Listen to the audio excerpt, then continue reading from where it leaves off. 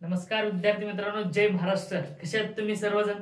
बघा, आपण घेतलेले काय एसी सिरीज सर्किट, जो काही आपला पॉलिटेक्निकचा थर्ड सेमिस्टरचा इलेक्ट्रिकल सर्किट अँड नेटवर्क जो काही सब्जेक्ट आहे, त्यामध्ये एसी सिरीज सर्किट घेतोय आपण. आणि त्या एसी सिरीज सर्किट मध्ये इंडक्टिव्ह सर्किट घेतलंय आपण, म्हणजे आरएल घेतलंय आणि त्यावरती प्रॉब्लेम पण घेतलंय. आता आपल्याला घ्यायचं आहे आरसी. आणि आरसी सर्किट मध्ये कशा प्रकारे फॉर्म्युला येतात, कशा प्रकारे पॉवर फॅक्टर असतो आणि कशा प्रकारे व्होल्टेज, करंट, रेजिस्टन्स याचं कशा प्रकारे कॉम्प्लिमेंट केलेलं आहे, सिम्प्लिफाईड काय काय आहे, त्यामध्ये मी सगळं व्यवस्थित सांगणार आहे. तर कुठे जायचं नाही. आणि आर आर क्लासेस या चॅनलवरती तुमचं सहर्ष स्वागत आहे. आणि चॅनलवरती नवीन असाल तर आता सबस्क्राईब करून घ्या, जेणेकरून सगळे तुम्हाला इलेक्ट्रिकल सर्किट आणि नेटवर्क जो काही सब्जेक्ट आहे, तुमचे इलेक्ट्रिकल असेल किंवा इलेक्ट्रॉनिक्स ब्रँच असेल, ह्या दोन्ही ब्रँचचे कॉम्बिनेशन व्हिडिओ या चॅनलवरती पडणार आहेत.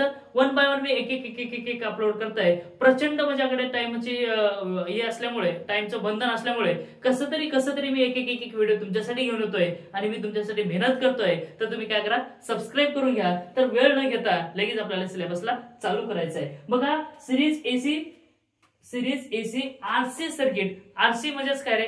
आरची नाही, आरची पर्शा नाहीये. काय आरसी म्हटलं मी? काय आरसी म्हणजे काय? Resistance and capacitance. म्हणजे रेजिस्टन्स आहे. सिरीज सर्किट मध्ये रेजिस्टन्स लावायचा आहे. म्हणजे त्याचं बघा सर्किट डायग्राम कशी, एक आहे हा आर, ओके, त्यानंतर आहे सी, ओके, नन, आणि त्यानंतर आहे असा एक एसी व्होल्टेज आहे. हा झाला तुमचा एसी व्होल्टेज. त्यानंतर एसी व्होल्टेज म्हणा, इथून जाणारा करंट एक आहे. आणि त्यानंतर हे आहे तुमचा रेजिस्टन्स आणि हे आहे तुमचा काय? कॅपॅसिटन्स. बघा, या सर्किट मध्ये जाणारा करंट हा पॉझिटिव्ह असेल किंवा निगेटिव्ह असेल, काही आहे का? काही नाही, कारण एसी मध्ये प्रत्येक वेळेस काय होत असतं, डायरेक्शन चेंज होत असते. मग यामध्ये हा जाणारा करंट आय आहे, हा रेजिस्टन्स आहे, आणि हा काय आहे? सी आहे. मग बघा, याच्या अक्रॉस जे काही व्होल्टेज आहे, याच्या अक्रॉस आपण असे घेऊयात, ओके, ह्याला म्हणायचं व्ही आर. म्हणजेच काय? व्होल्टेज अक्रॉस रेजिस्टन्स मध्ये ड्रॉप होणारा व्होल्टेज. आणि इथे घेणार आहे कोणता? आपण इथे घेऊयात, थोडस जागा मी छोटीच खाली काढताना. या ठिकाणी येणार कोणता? व्हीसी. आणि या ठिकाणी काय? व्होल्टेज ड्रॉप होणार आहे. म्हणजे सिरीज सर्किट मध्ये व्होल्टेज काय होत असतो? ड्रॉप होत असतो. आणि करंट कसा आहे? सारखा. म्हणजे सिरीज सर्किट मध्ये करंट काय असतो रे? करंट काय असतो? सेम. कसा असतो? सेम. बट व्होल्टेज कसा असतो? बट व्होल्टेज इक्वल टू काय असतं? बट आपण काय करू, आपण लगेच व्होल्टेज काय असतो? डिफरंट. व्होल्टेज कसा असतो? डिफरंट. म्हणजे इथला व्होल्टेज वेगळा, इथला व्होल्टेज वेगळा, इथला व्होल्टेज वेगळा. प्रत्येक ठिकाणचा व्होल्टेज कसा आहे? वेगळा वेगळा आहे. पण करंट कसा? सारखा आहे. कारण करंटला जाण्यासाठी एकच पाथ आहे. Because of their only one path. या ठिकाणी एकच पाथ असल्यामुळे करंट हा कसा फ्लो होत असतो? सेम. हे कॉम्पिटेटिव्ह एक्झामसाठी सुद्धा कामाचं आहे बरं का. यावरती प्रॉब्लेम मध्ये, म्हणजे एक्झाम मध्ये प्रॉब्लेम येत असतात. कॉम्पिटेटिव्ह एक्झामच्या लेवलने सुद्धा मी शिकवतोय आणि तुमच्या सिलेबसच्या लेवलने सुद्धा शिकवतोय. ह्याच्यावरती प्रॉब्लेम तर राहतात, थेअरी सुद्धा राहतात. मग बघा, यामध्ये काय सगळं व्यवस्थित सांगणार आहे. हे करंट आहे ते सेम राहणार आहे, बट व्होल्टेज कसा? वेगळा. मग यामध्ये फेजर डायग्राम जर काढायची म्हटलं तर प्रत्येकाचे वेगवेगळे आहेत, बरोबर. पॉवर फॅक्टर काय आहेत रे? रेजिस्टन्स जर बघायला गेलं तर कसं पॉवर फॅक्टर? युनिटी. आणि कॅपॅसिटरचं बघायला गेलं तर काय? लीडिंग. ओके, मग इथं काय? युनिटी पण आहे आणि लीडिंग पण आहे. मग ते कशा प्रकारे आहे लीडिंग? काही घाबरायची गरज नाही. मी असताना काय घाबरता? बघा, या ठिकाणी आपण काढून घेऊयात, फेजर डायग्राम वगैरे काढू आणि त्यानंतर आपल्याला काढता येईल. हे असं आहे, ओके. यामध्ये इथं आपण काय करू? रेफरन्स मानू. म्हणजे करंट सारखा आहे ना, यामध्ये करंट जाणार कसा आहे? सारखा आहे, म्हणून त्याला रेफरन्स म्हणायचं आहे. त्याला म्हणायचं काय? आय. मग आय कोणता? या सिरीज सर्किट मध्ये जाणारा काय? करंट. म्हणजे इथं करंट सारखा आहे, इथं करंट सारखा आहे, इथं करंट सारखा आहे, इथं पण करंट सारखा आहे. कारण करंट हा प्रत्येक ठिकाणी सेम आहे. Because of their only one path. म्हणजे या ठिकाणी काय आहे? एकच पाथ आहे. आणि त्यामध्ये रेजिस्टन्स जर बघायला गेलं तर या ठिकाणी जो काही व्होल्टेज राहणार आहे ते व्ही आर. कारण या सर्किट मध्ये रेजिस्टन्सच्या अक्रॉसचा जे पॉवर फॅक्टर घेत असतो तो कसा आहे? युनिटी. म्हणजे सोबत म्हणजेच काय? चलेंगे भी. म्हणजे ते असं आहे ना, मरेंगे पण साथ नाही छोडेंगे, काय तर म्हणतात ना ते, साथ साथ जिएंगे भी, साथ साथ मरेंगे भी, साथ साथ रहेंगे भी. तसं काम कोणाचं आहे? रेजिस्टन्स आणि करंटचा. कारण या रेजिस्टन्स मध्ये हा व्होल्टेज आणि करंट कसा आहे? एकच वेळेस अप होतात, एकच वेळेस डाऊन होतात, एकच वेळेस स्टार्ट होतात. म्हणजे गेलं तरी सोबत, राहिलं तरी सोबत, फिरलं तरी सोबत, मेलं तरी सोबत. हे कोण आहे तर रेजिस्टन्स अँड करंट. कशामध्ये? Resistance sorry voltage and current. मग व्होल्टेज अँड करंट कशामध्ये आहे तर जेव्हा त्याचा पॉवर फॅक्टर घेत असतो व्होल्टेज आणि करंटचा रेजिस्टन्सच्या वेळेस, तर तिथला पॉवर फॅक्टर युनिटी आहे. रहेंगे भी साथ में, जिएंगे भी साथ में, मरेंगे भी साथ में. काही झालं तरी आमची साथ सुटणार नाही. खूप प्रेम आहे एकमेकावरती. कोणामध्ये फक्त आणि फक्त रेजिस्टन्स असेल तर, नाहीतर मग दुसरा असेल तर नाही. ओके, म्हणजे सेम कास्ट आहेत म्हणून. त्यानंतर बघा नंतर बघा कॅपॅसिटरचं जर बघितलं तर लिडिंग. पण लिडिंग कोण आहे रे? लिडिंग कोण आहे? करंट. कोण आहे? लिडिंग. आणि लॅगिंग कोण आहे? व्होल्टेज. म्हणजे बघा लॅग, व्होल्टेज लॅग आहे पण कशाने? 90 डिग्रीने लॅग आहे. पण कोणत्या? पॉझिटिव्ह आणि निगेटिव्ह. बघा यामध्ये करंट हा कसा आहे? लिडिंग. म्हणजे पॉझिटिव्ह लिडिंग आहे. पॉझिटिव्ह लिडिंग जर असेल तर व्होल्टेज कसं आहे? मायनस मध्ये येईल ना, लॅग मध्ये असेल. म्हणजे रेफरन्स आपल्याला करंट मध्ये घ्यायचा आहे कारण करंट सेम आहे. म्हणून या ठिकाणचं जे काही व्होल्टेज आहे तो व्होल्टेज राहणार आहे तुमचा, कारण इथं करंट आहे. आता सर लिडिंग जर म्हटलं वर म्हणायला पाहिजे ना. बघा जेव्हा तुम्ही असं याला फिरवता ना असं, त्यावेळेस करंट वर जाते की नाही? लिडिंग जाते की नाही? हे झालं काय तुमचा व्हीसी, हे झाला व्हीआर, हे झाला व्हीसी. मग सर आता याचं फेजर डायग्राम कसं काढू आम्ही? दोघांचं कॉम्बिनेशन घ्यायचं आहे. मग दोघांचं कॉम्बिनेशन घेऊन आपल्याला व्होल्टेज काढायचं आहे. मग तो व्होल्टेज कसं काढता येईल बघा बरं. या ठिकाणी एक व्हीआर आहे आणि इथे व्हीसी आहे. ह्याचे प्रोजेक्शन ह्याचे पॅरलल मध्ये घ्या. असं प्रोजेक्शन घ्या पॅरलल मध्ये. घेतलं सर प्रोजेक्शन. ओके. मग त्यानंतर याचे प्रोजेक्शन ह्याच्या पॅरलल मध्ये घ्या बरं असं. ओके सर घेतलो. मग जिथं इंटरसेक्ट झाला तिथून एक लाईन मारून घ्या ओरिजिन पासून. हे झाला आणि इथं आलेलं आहे तुमचं काय? व्ही. मग हे काय आलं तुमचा रिझल्टंट ऑफ व्होल्टेज. म्हणजे काय रिझल्टंट आहे तो आला व्होल्टेज. मग हे व्होल्टेज कोणता आहे रे? पूर्ण सर्किटचा व्होल्टेज आहे. पूर्ण सर्किटचा व्होल्टेज आहे कोणता? व्ही. मग हे व्ही. मग आता ह्याचं काय करायचं आपल्याला? ट्रायंगल काढून घ्यायचं आहे. मग ट्रायंगल जर काढायचं असेल, हे झालं काय तुमची phasor diagram.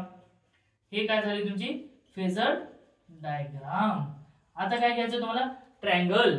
Triangle triangle of RC circuit. मग आता काय करायचं तुम्हाला? पॉवर फॅक्टर वगैरे सगळं काढून घ्यायचं आहे. मग या ठिकाणी घ्यायचं आहे ट्रायंगल.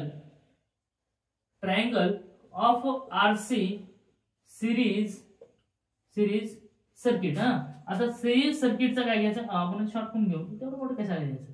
समज नाही आली गो. इशारा कॉफी. बघा आता आपल्याला काय करायचंय? याचं पॉवर ट्रायंगल काढायचं आहे. मग पॉवर ट्रायंगल जर काढत असेल तर कसं काढणार? या ठिकाणी असं घ्या. ओके. इथं कोण आलेलं आहे? व्हीआर. म्हणजे हे कोणता व्होल्टेज आहे? व्हीआर. त्यानंतर व्हीएल कुठे आहे? व्हीसी कुठे आहे? खाली आहे. म्हणून घ्या व्हीसी. ओके. हे कोण आहे? व्हीसी. ह्या दोघांना जोडणारा कोण आहे? हा आहे. म्हणजे हे कोण आहे? अच्छा हे कोण आहे? व्ही. मग बघा व्ही आर म्हणजे व्होल्टेज अक्रॉस रेजिस्टन्स. मग या ठिकाणी ड्रॉप कोणता होणार आहे? V equal to I into R. कारण यामध्ये जाणारा कोण आहे? यामध्ये जाणारा कोण आहे? करंट. आणि या करंटला अपोज करतो कोण? रेजिस्टन्स. म्हणून या ठिकाणी ड्रॉप होणार आहे V equal to I into R. जेव्हा एक बघा व्होल्टेज आणि करंट याच्यामध्ये जेव्हा कॉम्बिनेशन घेते ना, मग तिथं व्होल्टेज ड्रॉप होणार आहे. व्होल्टेज ड्रॉप का बरं? करंटला अडवणार कोण आहे? रेजिस्टन्स. म्हणून या दोघांचं कॉम्बिनेशन जर घेतलं तर काय होत असतो? व्होल्टेज अक्रॉस रेजिस्टन्स आला. आता व्हीसी मध्ये बघा काय ना, आयतर सारखाच राहणार आहे. काय? आयतर सारखा. पण त्या ठिकाणी अडवतो. मग कोण अडवतं रे? कोण अडवतं सांगा बरं? कोण? कॅपॅसिटन्स अडवतो का? हो. पण कधी? त्यावेळेस कॅपॅसिटिव्ह रिएक्टन्स असेल तर. आणि त्या कॅपॅसिटिव्ह रिएक्टन्सला म्हणायचं आपल्याला एक्सी. काय म्हणायचं आहे? एक्सी. ओके सर आला. मग आता बघा टोटल व्होल्टेजला कोण अडवलं? आता इथलं या ठिकाणी जे काही सर्किटच्या अक्रॉस जे काही व्होल्टेज ड्रॉप झाले पूर्ण, मग त्या कोणी अडवले? ह्या रेजिस्टन्सने अडवलं आणि इथला रिएक्टन्सने अडवलं. म्हणजे दोन्ही म्हणून अडवले. अशा वेळेस दोन्ही ज्या वेळेस मिळतात त्यावेळेस होत असतं झड. दोन्ही मिल गए तो आ गया झड. मतलब काय? इम्पिडन्स. इम्पिडन्स आला म्हणजे कोणाला? झड. म्हणजे V equal to I into Z. Okay sir अभी तो समझ में आया. मग हे राईट अँगल ट्रायंगल झालं का नाही रे? बघा बरं राईट अँगल ट्रायंगल. हो सर झाला. राईट अँगल ट्रायंगल झालेला आहे. या ठिकाणी आपल्याला व्ही जर काढायचं असेल तर काढता येतो का नाही? आता हे कर्ण आहे. हे काय? जर ह्याला आपण थोडंसं असं जर ठेवलं तर काय? हे कर्ण येईल, पाया येईल आणि हे काय?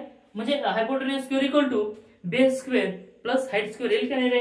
येईल का नाही? आता हे दोन्हीपैकी कुठलाही बेस माना तुम्ही, काही फरक पडतो का?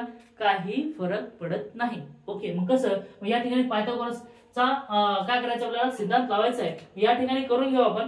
काय करून घ्यायचं रे? काय करून घ्यायचं सांगा बरं. बरं 100 ची व्हॅल्यू माहिती आहे का तुम्हाला? 100 माहिती आहे. सांगा बरं काय? XC equal to 1/2πfc. हे जोपर्यंत तुम्ही इलेक्ट्रिकल मध्ये आहात, इलेक्ट्रिकल मध्ये तुम्ही इंजिनिअरिंग झालात, तुम्ही इलेक्ट्रिकल मध्ये जिथपर्यंत शिक्षण घेणार आहे तिथपर्यंत हे व्हॅल्यू तुम्हाला लक्षात असणं गरजेचं आहे. सी थोडंसं छोटं झालं, आपण त्याला मोठं करू. आपल्या हातात आहे, मोठं करायचं की छोटं करायचं. हा चल.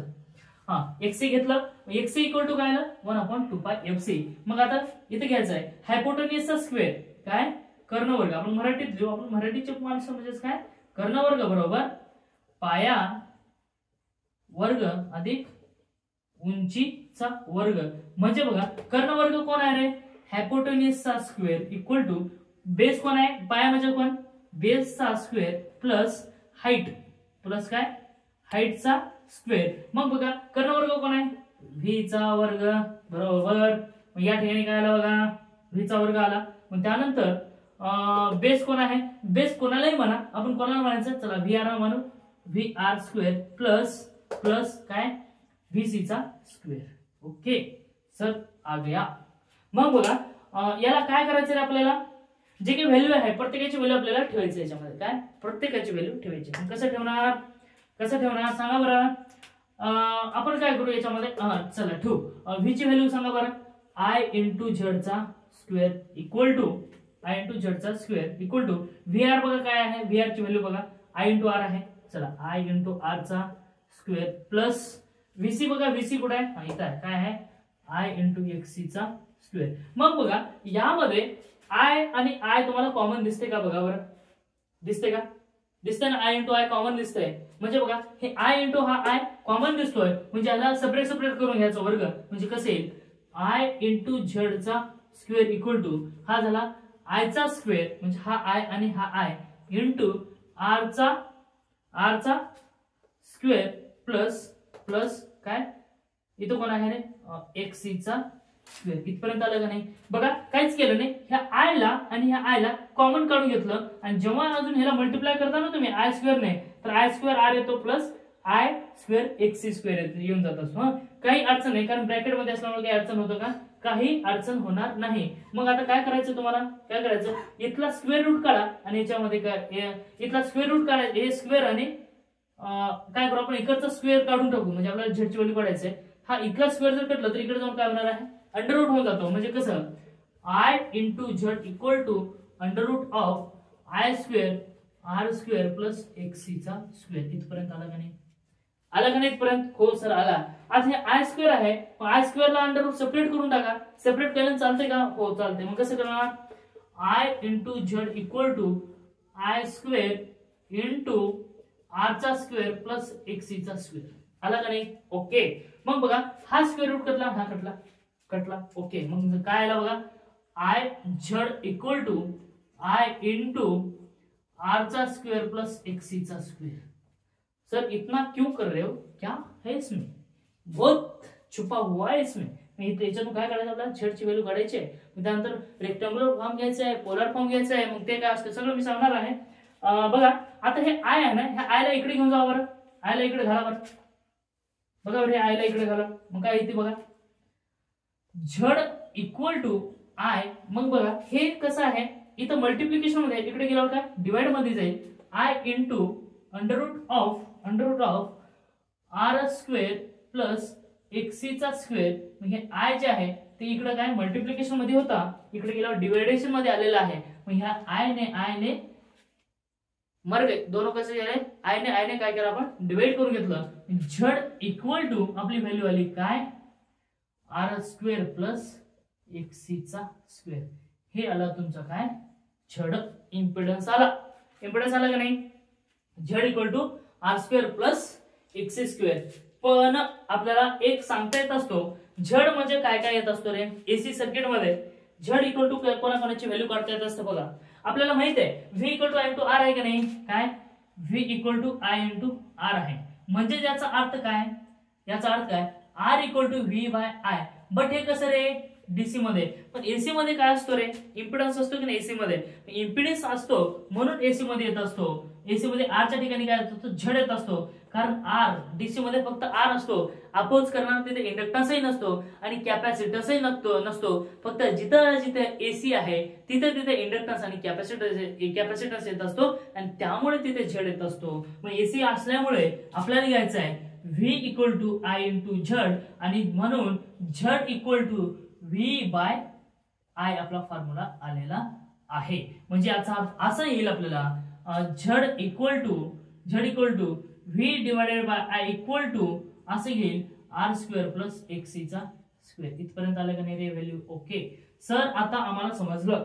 आता बघा एक पते की बात आहे, ते खूप भारी आहे आणि ते कन्सेप्ट आपल्याला यायलाच पाहिजे. ज्याला ज्याला ते येतो तेव्हा त्याला काय खूप मजा येत असते. बघा आपल्याला जर या ठिकाणी रेक्टँग्युलर फॉर्म जर बघायचा असेल, रेक्टँग्युलर फॉर्म, हे रेक्टँग्युलर फॉर्म मध्ये अँगल नसतो. रेक्टँग्युलर फॉर्म मध्ये काय अँगल नसतो, त्या ठिकाणी असतो इमॅजिनरी पार्ट. त्या ठिकाणी काय असतो?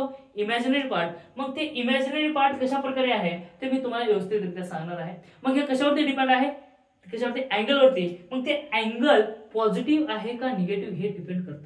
पॉझिटिव्ह आहे का निगेटिव्ह हे खूप इम्पॉर्टंट रोल प्ले करत असतं. मग ते प्ले म्हणजे काय? बघा आता इथे इंडक्टिव्ह आहे आणि सॉरी इथे कॅपॅसिटिव्ह आहे. मग कॅपॅसिटिव्ह पॉझिटिव्ह येईल का निगेटिव्ह? बघा बरं कसे. जेव्हा तुम्ही झड घेता त्यावेळेस आर स्क्वेअर, ज्यावेळेस काय घेता तुम्ही झड घेता तेव्हा आर स्क्वेअर किंवा R square minus X C चा स्क्वेअर घेता त्यावेळेस या ठिकाणी तुम्हाला जे घ्यावं लागेल. जे म्हणजेच काय इमॅजिनरी. मग रेजिस्टन्स तर कॉन्स्टंट आहे ना, रेजिस्टन्स कसा आहे? कॉन्स्टंट आहे. मग रेजिस्टन्स जर कॉन्स्टंट असेल तुमची किती व्हॅल्यू बदलली काय आणि राहिली काय, तर त्या झेड ची व्हॅल्यू कशी राहणार आहे? तर तुमची कॉन्स्टंटच राहणार आहे. बट ज्या रिएक्टन्स आहे त्याची व्हॅल्यू काय होणार आहे? बदलणार आहे. मग ती कशा प्रकारे बदलणार आहे ते बघू आपण. मग बघा आता इथे एक्सी ची व्हॅल्यू काय आलेली आहे? निगेटिव्ह. मग निगेटिव्ह का बरं आली बरं निगेटिव्ह?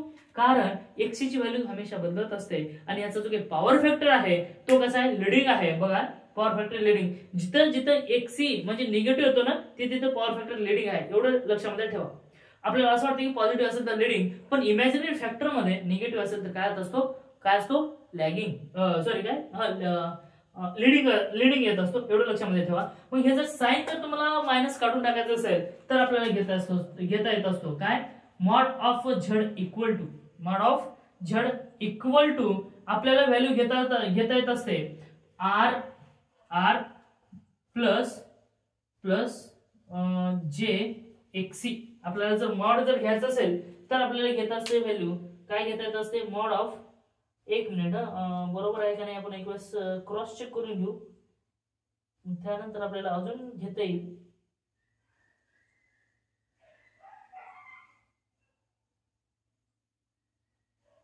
चला बरोबर आहे. Mod of under root of R plus J XC याचा काय होईल? हे ओके एक मिनिट. चला mod of Z equal to under root of R square plus XC square. कारण जर मॉड जर घेतलो आपण तर या ठिकाणचे जे काही इमॅजिनरी फंक्शन आहे ते इमॅजिनरी फंक्शन काय होतो? कॅन्सल. कारण आपल्याला पॉवर फॅक्टर काढायचा आहे आणि पॉवर फॅक्टर जर काढायचं असेल तर आपल्याकडे फॉर्म्युला आहे. पॉवर फॅक्टर म्हणजे कॉस फाय आहे. पॉवर फॅक्टर म्हणजे काय? Cos phi. आणि कॉस फाय म्हणजे काय? अँगल काढावं लागेल आणि ते अँगल काढण्यासाठी आपल्याकडे काय? Phi equal to tan inverse of imaginary function कोण आहे याच्यामध्ये बघा. इमॅजिनरी फंक्शन जिथं जे आहे तिथं इमॅजिनरी फंक्शन आहे आणि ते इमॅजिनरी फंक्शन म्हणजेच काय? टॅन इनवर्स ऑफ एक्सी अपॉन आर. एक्सी अपॉन काय? आर. मग ते मायनस आहे का प्लस आहे हे कशावरती डिपेंड आहे रे? कशावरती डिपेंड आहे? तुमचा जो काही हे आहे रिएक्टन्स त्यावरती डिपेंड आहे. जर इंडक्टिव्ह रिएक्टन्स असेल तर त्या ठिकाणी पॉझिटिव्ह येईल आणि जर कॅपॅसिटिव्ह रिएक्टन्स येईल तर इथं काय? निगेटिव्ह. एवढं लक्षामध्ये ठेवा. काय? जर इंडक्टिव्ह सर्किट असेल तर तुम्हाला फाय जर काढायचं असेल तर tan inverse of plus XL upon R येईल. पण जर कॅपॅसिटिव्ह सर्किट असेल तर त्याची जे काही अँगल येणार आहे तो अँगल काढण्यासाठी टॅन इनवर्स ऑफ मायनस एक्सी अपॉन आर आपल्याला घ्यावं लागेल. आणि त्यानंतर जर आपल्याला पोलर फॉर्म जर घ्यायचं असेल काय? हे झाला तुमचा रेक्टँग्युलर फॉर्म. आणि जर पोलर फॉर्म मध्ये जर लिहायचं असेल तर कसं लिहिणार आहे तुम्ही पोलर फॉर्म मध्ये? Z equal to mod of Z म्हणजे याची व्हॅल्यू काढायची आहे. मॉड ऑफ झेड म्हणजे काय? याची व्हॅल्यू काढायची आहे आणि अँगल जो काही येतो तो मायनस मध्ये घ्यायचा आहे. कारण tan inverse of minus is equal to minus येत असतो. मग ते मायनस जर घ्यायचं असेल तर हा झाला तुमचा काय फाय. मग हे पोलार फॉर्म झाला. हे कोणता फॉर्म लिहून देतो नाही तुम्हाला, लगेच लिहून देतो म्हणजे लक्षात राहील. हे आहे तुमचा rectangular form, rectangular form. Okay. आणि हे काय तुमचा पोलार पोलार फॉर्म. जिथं जिथे अँगल येतो तिथे तिथं पोलार फॉर्म. बघा या ठिकाणी अँगल आला का नाही, जिथं जिथे अँगल येत असतो त्या त्या ठिकाणी पोलार फॉर्म, आणि जिथं जिथं इमॅजिनरी फंक्शन येत असतो त्या ठिकाणी रेक्टँग्युलर फॉर्म. एवढं लक्षामध्ये ठेवा. एवढं जर लक्षात ठेवलं तर आयुष्य तुमचं सुंदर आहे आणि सोन्यापेक्षा पिवळा आहे हे समजलं तर ठीक आहे, सोन्याहून पिवळा आहे. आणि जर का नाही समजलं असेल तर चांदीपेक्षा तर पांढरा आहे. कारण हे तुम्ही 50% तर समजलं असेल मला वाटतंय. जे बी समजलंय ते थोडं तुम्हाला डाऊट कुठं येते या ठिकाणी रेक्टँग्युलर फॉर्म आणि पोलार फॉर्म याच्यावरती स्पेशल व्हिडिओ मी तुमच्यासाठी घेऊन येतोय. रेक्टँग्युलर फॉर्म म्हणजे काय आणि पोलार फॉर्म म्हणजे काय त्यासाठी मी तुम्हाला नेक्स्ट व्हिडिओ मध्ये सांगणार आहे. फक्त या व्हिडिओमध्ये एवढं लक्षामध्ये ठेवा, जिथं जिथे इमॅजिनरी फंक्शन येत असतो म्हणजेच काय जे येत असतो तिथे तिथे रेक्टँग्युलर फॉर्म, आणि जिथं जिथं अँगल येत असतो म्हणजे अँगल त्या ठिकाणी पोलार फॉर्म. आणि या पोलार फॉर्म मध्ये आणि इमॅजिनरी फॉर्म मध्ये काय, जर इमॅजिनरी फॉर्म जर आलेला असेल तर तुम्हाला पॉवर फॅक्टर काढावं लागतं. आणि पॉवर फॅक्टर काढण्यासाठी फाय असतो. पॉवर फॅक्टरचा फॉर्म्युला काय रे, पॉवर फॅक्टर कॉस फाय का नाही, cos phi equal to R by Z आहे. बरोबर, cos phi equal to R by Z. मग बघा हा कॉस फाय म्हणजे कोण आहे, पॉवर फॅक्टर. मग बघा पॉवर फॅक्टर म्हणजे काय, कॉस फाय पण आहे आणि आर बाय झड पण आहे. मग तुम्हाला फाय जर काढायचं असेल तर हे दोन व्हॅल्यू तुम्हाला येणं गरजेचं आहे. जरी जर ते येत नसतील तर ह्या फायची व्हॅल्यू काढावं लागेल. आणि त्या फायची व्हॅल्यू काढण्यासाठी आपल्याकडे मॉड ऑफ झड काढावं लागेल. आणि मॉड ऑफ झड जर काढलं तर टॅन इनवर्स ऑफ एक्सी अपॉन आर. मग इथे एक्सएल अपॉन आर पण येतो आणि एक्सी अपॉन आर पण येत असतो. पण जेव्हा इंडक्टिव्ह सर्किट आहे त्यावेळेस एक्सएल अपॉन आर येईल, आणि जेव्हा कॅपॅसिटिव्ह सर्किट आहे त्यावेळेस या ठिकाणी मायनस एक्सी अपॉन आर येईल. एवढं लक्षामध्ये ठेवा. हे झालं तुमचा पोलार फॉर्म आणि हे झालं तुमचा रेक्टँग्युलर फॉर्म. इंडक्टिव्ह सर्किट मध्ये पण आणि कॅपॅसिटिव्ह सर्किट मध्ये पण रिअल म्हणजे कॅपॅसिटिव्ह सर्किट आणि इंडक्टिव्ह सर्किट मध्ये पोलार फॉर्म आणि रेक्टँग्युलर फॉर्म बघायला भेटतो. आणि त्याचा सेपरेट व्हिडिओ पोलार फॉर्म मध्ये कधी ऍडिशन होत असते का मल्टिप्लिकेशन होत असते का डिव्हिजन होत असते, रेक्टँग्युलर फॉर्म मध्ये ते दोघांचे ऍडिशन होत असते का सबट्रॅक्शन होत असते का डिव्हिजन होत असते का मल्टिप्लिकेशन होत असते, हे सगळं मी शिकवणार आहे नेक्स्ट व्हिडिओ मध्ये. एक कन्सेप्ट क्लिअर असा व्हिडिओ बनवणार आहे. तर आजच्या व्हिडिओमध्ये एवढंच इनफ. आणि खरंच जर व्हिडिओ आवडला असेल, एवढं मेहनतीने एवढं तळमळीने शिकवतो माय बाप, तुम्ही काय करा, एकदा सबस्क्राईब करून घ्या. आणि जर व्हिडिओ आवडला असेल तर खरंच कमेंट करत चला, जेणेकरून मला अजून काही अपग्रेड करता येईल. आणि एवढ्या घामामध्ये एवढ्या तळमळीमध्ये रात्रचे वाजलेत किती बघा, 10:30 वाजलेले आहेत. 12 आणि 1 वाजेपर्यंत मी तुमच्यासाठी व्हिडिओ बनवत असतो. तर एक वेळेस काय करा, सबस्क्राईब करून घ्या. आणि खरंच व्हिडिओ आवडला का नाही एक वेळेस कमेंट करून सांगा. Thank you, take care, bye bye, all the best.